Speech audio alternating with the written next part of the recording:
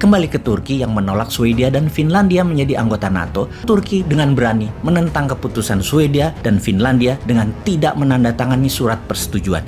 Turki bukan saja memveto, tapi Erdogan terang-terangan mengajak anggota lain NATO memveto Swedia dan Finlandia.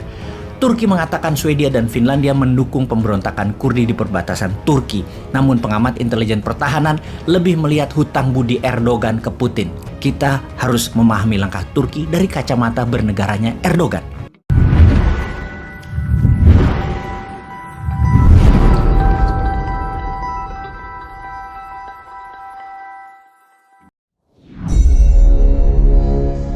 Kita mengawali dengan pertanyaan, apakah Turki merupakan senjata rahasia dari Rusia? Ketika Swedia dan Finlandia melihat agresi militer Rusia ke Ukraina, di mana mereka menganggap Rusia bisa melakukan hal yang sama atas negara mereka, Swedia dan Finlandia, keduanya yang selama ini adalah negara netral, memutuskan bergabung dengan NATO. Fakta pertahanan untuk melindungi mereka dari serangan Rusia. Kemudian Turki menolak aplikasi lamaran Swedia dan Finlandia tersebut. Ada apa? Sahabat, video kali ini adalah tentang peran Turki dan menjawab pertanyaan mengapa ada yang namanya fakta pertahanan tersebut. Sebuah kekuatan bersama yang dibangun untuk tujuan pertahanan atau militer. Namun, di ujungnya, anggota tersebut akan menjadi korban ekonomi setidaknya memodali persenjataan perang yang diproduksi oleh negara kuat penyokong fakta tadi. Kita pasti mengenal yang namanya NATO, Fakta Pertahanan Atlantik Utara. Kita juga mengenal Quad atau Quadrilateral, kekuatan 4 negara yang membendung Tiongkok, yaitu India, Australia, Jepang, dan Amerika. Kita juga mengenal AUKUS, Australia, Amerika, Inggris, juga dibangun untuk membendung Tiongkok. Sebagai catatan, fakta pertahanan harus ada musuhnya. Kemudian SEATO, fakta pertahanan di ASEAN yang musuhnya adalah komunis. SEATO anti komunis. Fakta Warsawa adalah blok Soviet yang disebut juga blok Timur, dibangun untuk melawan blok Barat sekutu, yaitu NATO. Semua fakta pertahanan tersebut pasti ada Amerikanya atau pasti diarahkan ke pro Amerika. Kemudian di tahun 2013 ada tantangan baru bagi pemegang hegemoni dunia, yaitu Amerika dan sekutu barat ini. Dan untuk memahami hal ini, kita harus lebih paham tentang cara bernegara. Apa yang terjadi di tahun 2013 tersebut? Yaitu Tiongkok di bawah Xi Jinping membuat inisiasi yang namanya Belt and Road Initiative atau BRI, yaitu sebuah jalan distribusi produk Tiongkok yang semuanya akan diikat di belt ke Beijing yang akan menjadi pusat dunia perdagangan. Gerakan tersebut non-militer kesannya.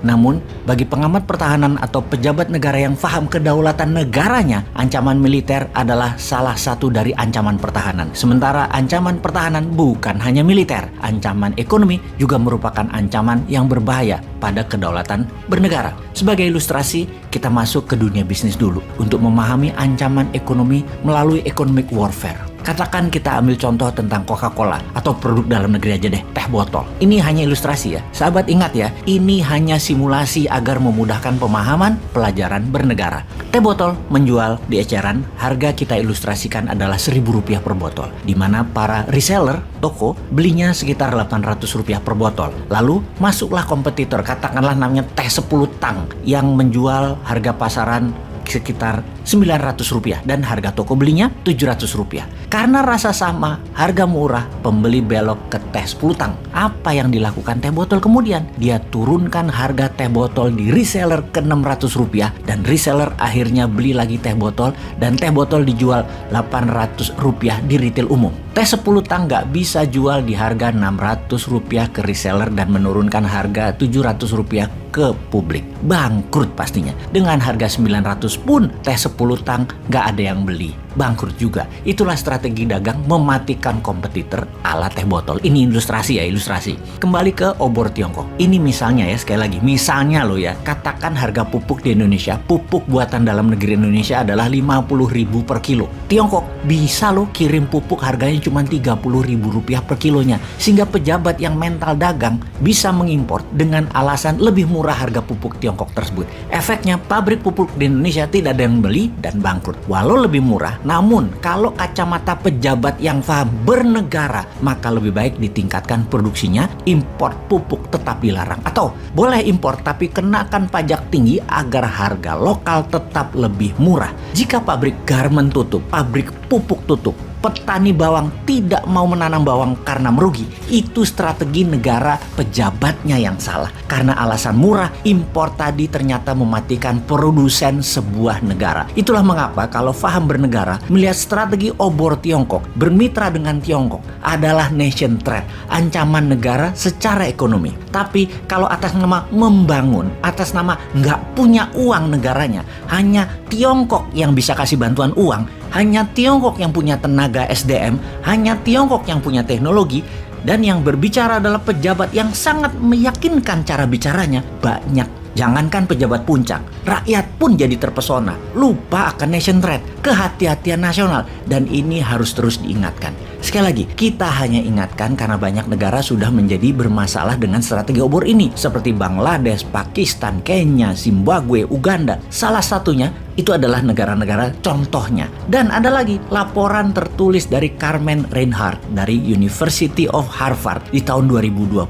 Secara keseluruhan, studi ini meneliti 2000 pinjaman Tiongkok kepada 152 negara dari tahun 2011 sampai tahun 2019. Tercatat sejak tahun 2017 saja ada 50 negara berkembang yang terus menambah utang dari Tiongkok. Negara yang lebih maju berutang ke Tiongkok lewat surat hutang negara atau sovereign bond. Sementara negara yang berpenghasilan rendah biasanya mendapat utang langsung dari BUMN Tiongkok seperti China Development Bank dan kemudian juga Export-Import Bank of China.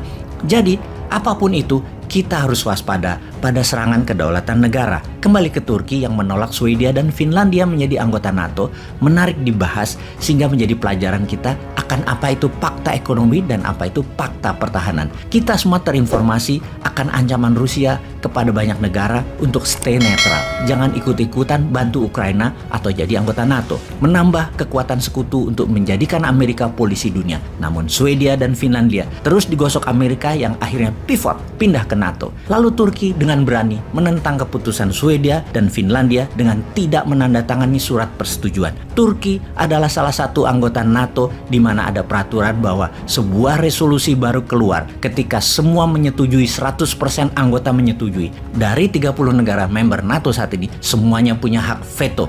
Turki salah satunya, dan Turki tidak tanda tangani aplikasi Swedia dan Finlandia untuk jadi anggota NATO sehingga resolusi tidak pernah bisa dijalankan.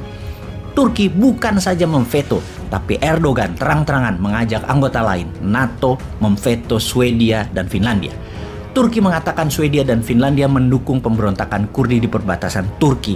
Namun pengamat intelijen pertahanan lebih melihat hutang budi Erdogan ke Putin. Ankara punya hutang banyak ke Moskow. Salah satu hutang budi Erdogan adalah dibocorkannya rencana kudeta di Turki yang akan menggulingkan Erdogan oleh CIA yang membuat 2.000 orang ditangkap yang anti Erdogan tersebut. CIA akan menggulingkan Erdogan karena Turki membeli minyak ISIS dan menjual sebagiannya ke Tiongkok.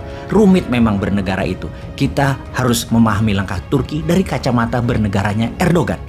Semoga manfaat.